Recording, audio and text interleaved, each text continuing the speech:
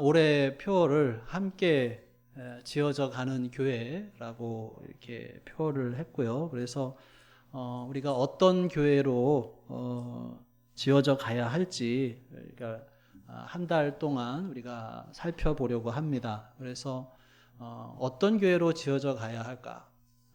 다르게 표현하면 하나님이 기뻐하시는 교회는 어떤 교회일까라고 하는 것이죠.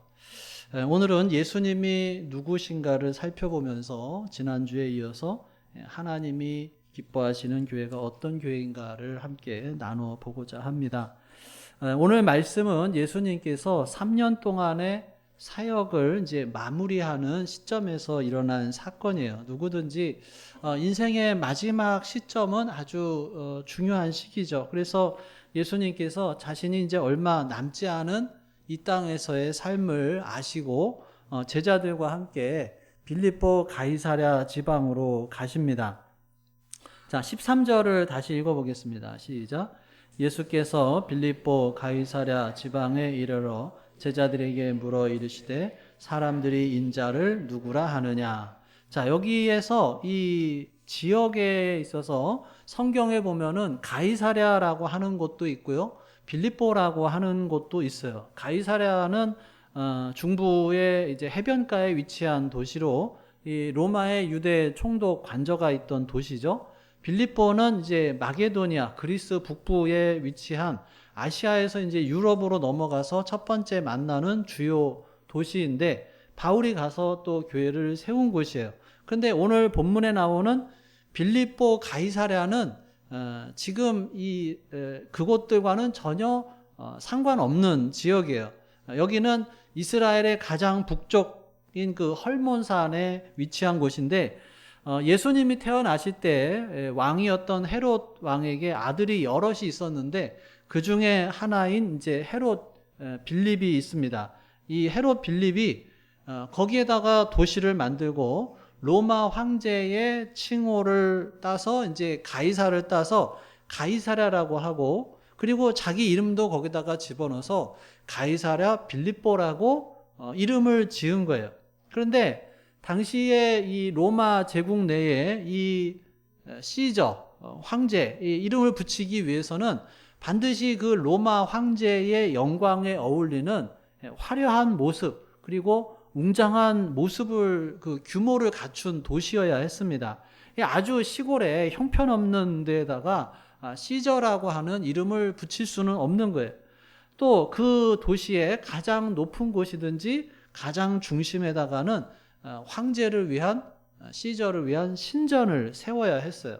그러니까 이 도시에 황제 칭호가 붙어 있다는 것은 뭐냐면 이 가이사랴 빌립보가 외형적으로 봤을 때 엄청나게 웅장한 모습을 갖춘 도시였고 또 황제를 위한 신전도 있었다라고 하는 거예요. 자, 그런데 바로 그런 황제 시저의 도시에 예수님과 제자들이 온 거예요. 근데 이 장면을 우리가 한번 상상을 해보면 예수님과 갈릴리 촌사람이 대부분인 제자들의 모습이 어떠했겠냐라고 하는 거예요.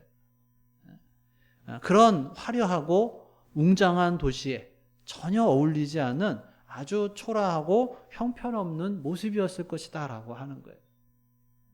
지금은 그래도 많이 이제 달라졌지만 제가 어릴 적만 해도 제가 이제 양지가 고향인데 거기는 2층 집이 없었어요. 어렸을 때 2층 집도 없었고 그러다가 서울을 한번 갔어요. 그랬더니 엄청나게 높은 빌딩들이 있는 거예요. 그래서 와 저건 몇 층이야? 하나 둘 셋 넷 그래서 와 10층이 넘어 막 이러면서 놀랬던 그런 어렸을 때의 기억이 있는데 마치 지금 이 제자들은 그런 것과 똑같은 거예요. 그 시골 갈릴리 촌구석에서 있다가 지금 이 가이사랴 빌립보라고 하는 웅장한 도시에 와서 황제의 신전이 있는 곳도 보고 그러니까 이제 눈이 다 휘둥그레지고 놀래는 그런 상황일 수 있다라고 하는 거예요. 예수님께서 어떻게 하다 보니까 이곳에 오신 것이 아니라 아주 의도적으로 이 황제의 도시 엄청나고 화려한 로마의 영광을 자랑하는 이 도시에 제자들과 함께 오신 거예요. 제자 훈련의 이제 마지막 단계로 뭔가를 가르쳐 주시려는 거예요. 자, 어떤 질문을 여기서 하시느냐? 그게 13절의 질문이죠. 사람들이 나를 누구라고 하느냐? 자, 그러니까 제자들이 뭐라고 하냐면 14절에 이르되 더러는 세례요한, 더러는 엘리야, 어떤 이는 예레미야나 선지자 중에 하나라고 합니다. 사람들이 예수님을 세례요한, 엘리야, 예레미야 또는 선지자 중에 하나라고 생각하고 있다는 거예요. 그러니까 사람들이 예수님을 누구로 알았느냐? 선지자로 알았다는 거예요. 그동안 예수님께서 하신 일과 말씀의 내용을 보면 분명히 하나님이 보내신 분이 틀림없다라고 생각은 했는데 선지자라고 생각을 했지 메시아라고는 생각하지 않은 거예요. 자기들의 구원자라고 생각하지 않은 거예요. 자기 민족이 그토록 기다리던 메시아라고는 생각하지 않습니다. 왜? 메시아라고 하면은 좀 더 뛰어나고 화려한 영광이 있어야 되지 않겠느냐라고 생각을 하는 거예요. 왜냐하면 자기들이 생각하는 메시아는 아주 강력해서 로마로부터 자신들을 구원해 줄 강하고 화려한 그런 사람이에요. 근데 예수님을 보니까 사람들이 생각하던 그 메시아의 모습과는 완전히 거리가 먼 거죠.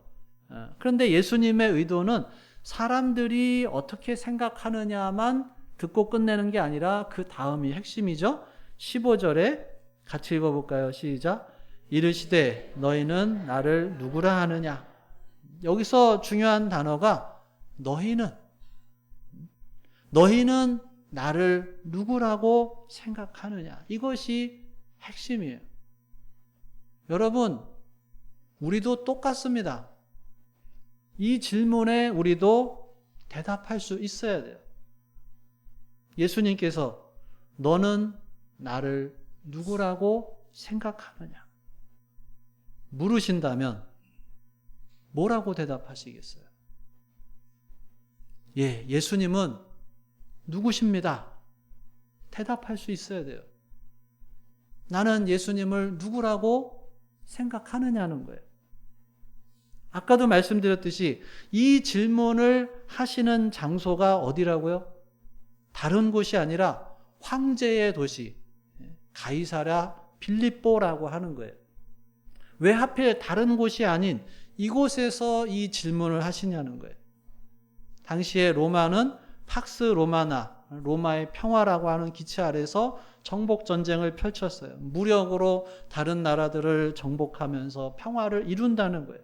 힘으로 눌러서 평화를 이룬다고 했어요. 그래서 당시에 로마가 추구하던 것이 강한 힘이고 그와 더불어 높은 지식과 육체적인 아름다움, 육체의 강함과 강한 군사력으로 움직일 수 있는 그런 정보력, 육체의 아름다움을 추구하던 사회가 로마 사회예요.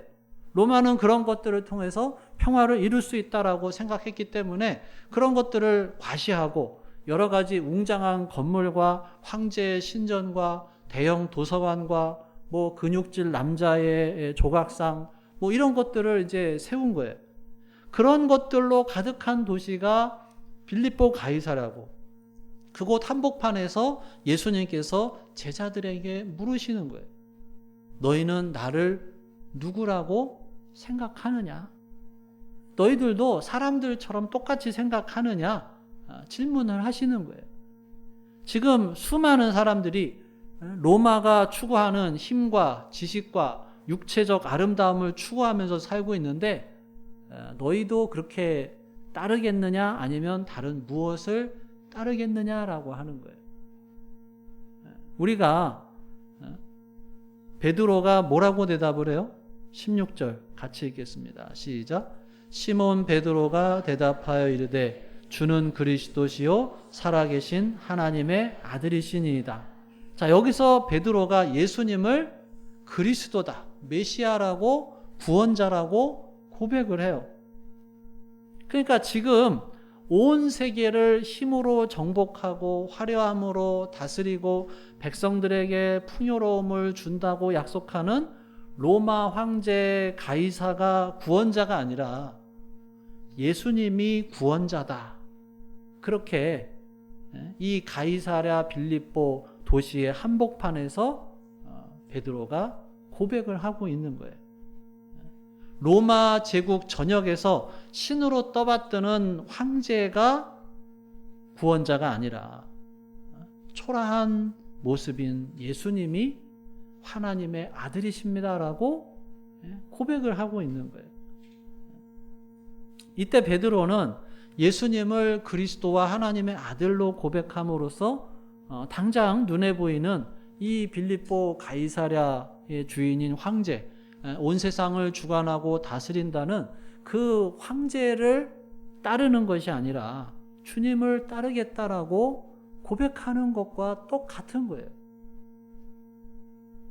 그냥 입술로만 주는 그리스도십니다 라고 하는 것이 아니라 여기서 주는 그리스도십니다 라고 하는 것은 메시아이십니다, 구원자이십니다 라고 하는 거예요. 당시에는 로마 황제가 구원자고 로마 황제가 최고였는데 그 로마 황제가 구원자가 아니고 그 로마 황제가 최고가 아니고 예수님이 최고십니다. 예수님이 구원자이십니다. 지금 이런 고백을 하고 있는 거예요. 물론 그렇다고 해서 베드로가 진짜로 그렇게 가겠다고 한 것은 아니죠. 왜냐하면 이때 당시만 해도 베드로는 다른 제자들하고 서열 다툼하고 있었어요. 그러니까 예수님이 이때는 황제보다 더 세다라고 생각을 했기 때문에 아직 황제의 길을 완전히 포기했던 것은 아니죠. 그렇지만 결국에 나중에는 이제 그 길을 가게 됩니다. 여러분, 여러분에게 예수님은 누구시냐라고 하는 거예요. 다르게 표현하면 나는 지금 무엇을 추구하면서 살고 있느냐라고 하는 거예요. 우리가 추구하는 그 삶이 주님의 길을 따르려고 하는 것인지 아니면 황제의 길을 따르려고 하느냐라고 하는 거예요. 우리가 하나님을 믿는다면, 신앙인이라고 한다면, 그리스도를 따르는 그리스도인이고 주님의 제자라고 한다면 하나님께서 인정하시는 삶을 살아야 하죠.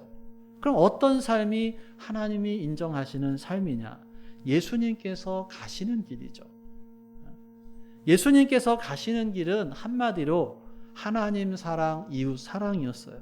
하나님을 사랑하셔서 하나님의 명령에 죽기까지 순종을 하셨고 또 우리들을 사랑하셔서 죽음과 부활을 통해서 우리를 구원하셨어요. 고난의 길이고 십자가의 길이었지만 진정으로 하나님을 사랑하고 사람들을 사랑한 그런 길이었습니다. 이것은 자기만 잘 먹고 잘 사는 길이 아닙니다. 자기만 잘 먹고 잘 사는 것은 황제의 길이고 그것은 멸망의 길입니다. 잠시 이 땅에 살면서 즐거움과 쾌락은 누릴 수 있지만 결국에는 멸망의 길이다라고 하는 거예요. 근데 여러분, 이 황제의 길이라고 하는 것이 옛날에만 있었던 것이 아니라는 거예요. 지금도 많아요. 황제의 길을 추구하는 것은 뭘까요? 사회적인 성공, 좋은 학교에 가는 것, 경제적인 능력, 높은 연봉, 학문적인 지식, 육체적인 아름다움, 얼짱이나 몸짱, 이런 것들이 요즘 사람들이 대부분 추구하는 것들이 다 이런 것들이다라고 하는 거예요. 이게 다 황제의 길을 가려고 하는 거예요. 근데 여러분, 사람이 가진 것으로 만족이 되느냐는 거예요. 돈이 많으면 이제 그만 벌어야지 하지를 않죠. 어떻게 해요? 더 벌려고 해요. 많으면 많을수록 더 벌려고 하고 아무리 많이 벌어도 만족이 되지가 않아요. 우리 마음속에 뻥 뚫린 이 공간이 세상의 억만금을 다 집어넣어도 너무 커서 채워지지가 않습니다. 황제의 길로는 채워지지가 않는 거예요. 하나님이 우리를 사랑하셔서 하나님의 아들을 죽음에 내어주시기까지 우리를 구원하신 뜻이 거기에 있습니다. 그럼 우리가 어떻게 할 때 행복할 수 있느냐? 주님의 길을 추구하는 것이죠. 좁은 문으로 들어가는 거예요. 그런데 세상은 황제의 길을 가라고 해요. 넓은 길로 가라고 합니다. 그 길로 가면 우리가 행복할 것이라고 광고를 해요. 그런데 그와 반대죠. 성경은 계속해서 우리에게 말씀해 주시는 것은 좁은 문으로 들어가라고 합니다.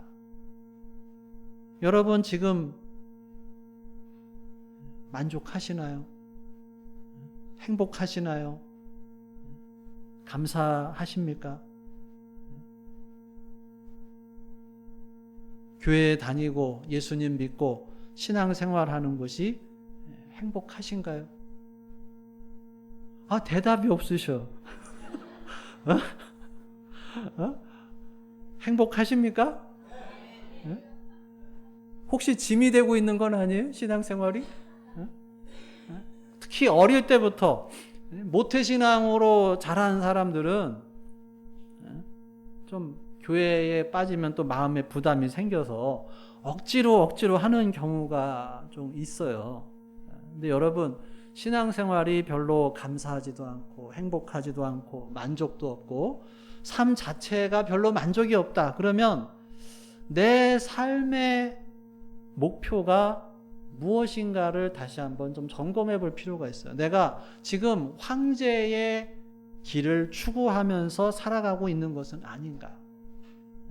내가 황제의 길을 추구하고 있기 때문에 만족하지 못하고 행복하지 못하고 감사하지 못하는 것은 아닌가 생각해 볼 자신을 되돌아볼 필요가 있습니다.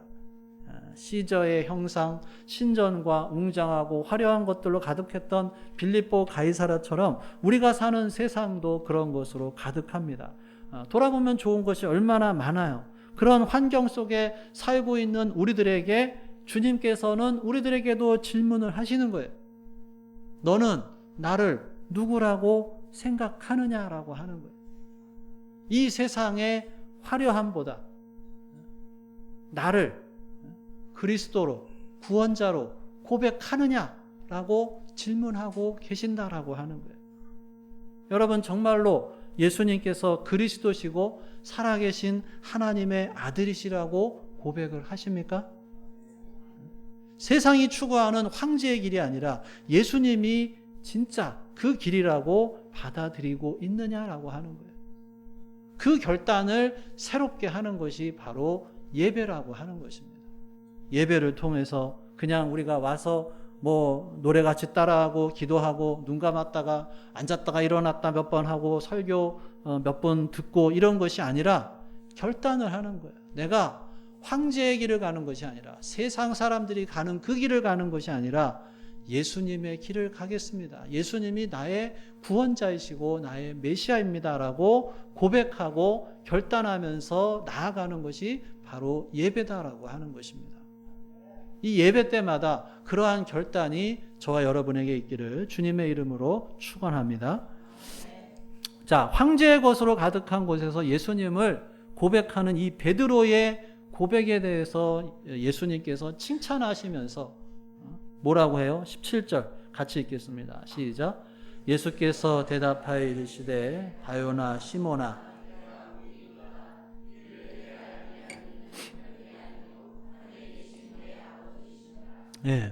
여기서 바는 아들이라는 것이고 요나는 이름이죠. 히브리어로 요나, 헬라어로 요한. 그래서 요한의 아들 시모나 하는 거죠. 자, 베드로가 자기 생각으로 이런 고백을 하는 게 불가능한데 하나님이 도와주셔서 이런 고백을 하게 되었다는 거예요. 그리고 결정적으로 이렇게 말씀을 하시죠. 18절 19절 같이 읽겠습니다. 시작. 또 내가 네게 이르노니 너는 베드로라. 내가 이 반석 위에 내 교회를 세우리니 음부의 권세가 이기지 못하리라. 내가 천국 열쇠를 내게 주리니 내가 땅에서 무엇이든지 매면 하늘에서도 매일 것이요 내가 땅에서 무엇이든지 풀면 하늘에서도 풀리리라 하시고, 자, 여기서 몇 가지 우리가 생각해 봐야 될 것이 너는 베드로라. 내가 이 반석 위에 내 교회를 세우리니, 교회는 주님이 세우신다라고 하는 것입니다. 그럼 여기서 반석이 뭘까? 이 반석은 그냥 단순하게 인간 베드로를 의미하는 것이 아니라 예수님을 향해서 그리스도시고 살아계신 하나님의 아들이십니다 라고 고백한 그 믿음, 그렇게 고백하는 사람이 반석이고 그 위에 주님이 당신의 교회를 세우시겠다라고 하는 것입니다. 여러분, 이것이 교회의 본질이에요. 교회는 건물이나 조직이 아니라 예수님을 구원자로, 하나님의 아들로, 주인으로 모시는 사람들의 모임이죠. 이 세상을 주도하고 많은 사람들이 추구하는 그 황제의 길을 따르는 것이 아니라 예수 그리스도의 길을 따라가는 사람들이 교회예요. 그러니까 우리가 교회죠. 다른 기준과 가치를 따라가는 것이 아니라 주님의 기준을 따라가는 것이 교회다라고 하는 거예요. 하나님이 기뻐하시는 교회는 다른 것이 아니에요. 먼저 교회의 본질, 예수님을 구원자로, 하나님의 아들로, 주인으로 모신 사람들이 교회고, 그런 교회를 하나님께서 기뻐하신다라고 하는 거예요. 그런 고백으로 세워진 사람들이 많을 때 그 교회가 건강한 교회고, 그 교회의 본질을 잃지 않고 그 교회를 하나님께서 기뻐하신다라고 하는 것입니다. 하나님이 기뻐하시는 교회. 다른 무엇보다도 너는 나를 누구라고 생각하느냐? 주님께서 물어보실 때 주는 그리스도십니다. 주는 살아계신 하나님의 아들이십니다. 저는 황제의 길을 따라가지 않고 주님의 길을 따라가겠습니다.